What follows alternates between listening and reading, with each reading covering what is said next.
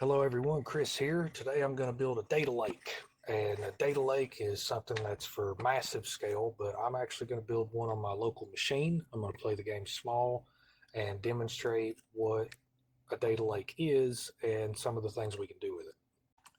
So the first thing I did, of course, was I built a data model. That glitch happens every time. This is just a data point class. I just made something up. It has a timestamp, a name, a category, and a value. Now here I'm actually generating the data and appending it to a list. I'm gonna use batches to put the data in the lake rather than doing every single data point individually, because we don't want to create thousands and thousands and thousands of individual files. It's really hard on the computer to do that.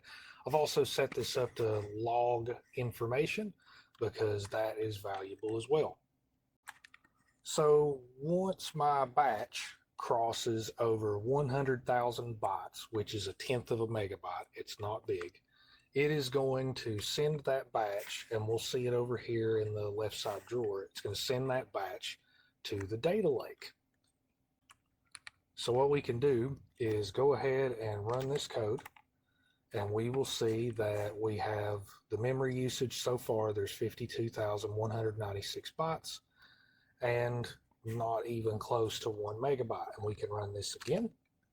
It will generate more data, add it to the batch. We have not yet hit our threshold, so nothing happens. We'll run it again. Now, that time we hit our threshold. 137,000 is greater than 100,000. And we see now over here in this left side drawer that we have this file, and we can see the partitions. The partitions won't take effect because I'm using a real timestamp here. We can also see that there are logs in here now. And we can continue doing this. So we'll run it again. One more time. The batch resets every time it dumps. That way we don't have a RAM explosion. There's another one. And we can see we now have another file over here. We can continue doing it. We'll do it one more time. There we go. And one more time maybe. There we are. One more pops up, and we can see that we're getting these log files and we're getting our data over here. Now, something that's great about doing it this way, using a data lake, is we can go back to this and we can add something to this. We'll add something to this model here. We'll go self.something equals something. And we'll run this cell here. And we can come here and add this to the data that we're generating as well. Random dot, we'll do this, and we'll go 1 to 10. Now, we have a little bit of our batch already there, and now we're actually going to go ahead and add more to it. So the data model has changed. Usually this is something that would break, but it's not breaking. We can go right on ahead and do this. And here we're still mid-batch. I'm going to come up here and actually remove what I just did. We will get rid of that. And we will get rid of this. Backspace, backspace. We'll run that cell again. Now we can come here and hit that again. It'll go ahead and store it and everything. Nothing broke when we did that. It just takes the data, broken or not, in totally raw form and just throws it in the lake, and we structure it later.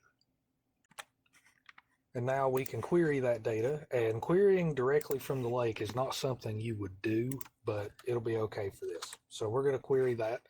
We can see that we have this column with missing values, and that is because we did not have something in our data model the whole time. It showed up in there a little bit because I'd only did it for that one little section.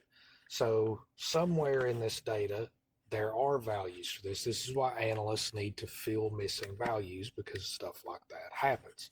But anyway, we can see that this query happened here. That's the tail. We can do head. There we go. See the beginning of the data, and we see all of these, including the partitions. We could also query those logs. We can do that really quick. and we see the number of rows written changes because I changed the data model. Had I not done that, this would be the same number over and over again because the data is being generated the exact same way over and over again. This stuff will not change.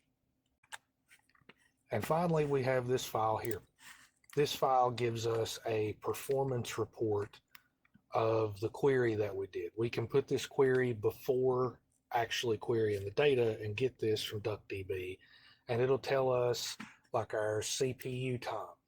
It'll tell us how much memory at the very peak was reserved to perform this query, rows scanned. We can see all of the stuff, latency, rows returned, total bytes read, that matters. We can see all the stuff that we need to hopefully improve performance because we'll know where the computer is spending most of its time executing the query. It allows us to optimize.